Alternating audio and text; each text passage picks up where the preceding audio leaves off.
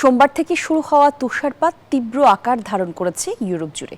এতে ফ্রান্সে 5 জন এবং বসনিয়ায় 1 জনের প্রাণহানির ঘটনা ঘটেছে। বাতিল করা হয়েছে শত শত ফ্লাইট, আর ভোগান্তিতে পড়েছেন যাত্রীরা।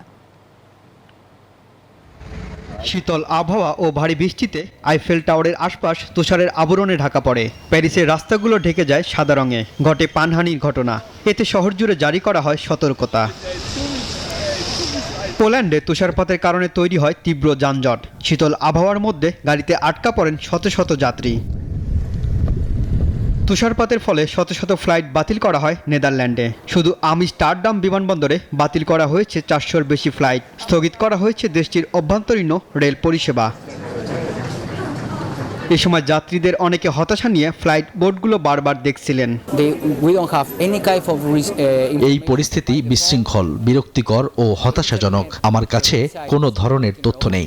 ইন্টারনেট এখানে কাজ করছে না। এটা সম্পূর্ণ অগ্রহণযোগ্য এক পরিস্থিতি।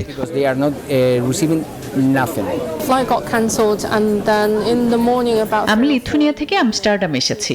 এখান থেকে আমার লাস ভেগাস যেতে হবে, কিন্তু 2 দিন ধরে আমি এখানে আটকা পড়ে আছি। এমন পরিস্থিতিতে জনগণকে রাস্তায় বের না হতে এবং বাড়ি থেকে কাজ করতে বলেছেন ইউরোপীয় কর্তৃপক্ষ। রনি আহমেদ, নিউজ 24।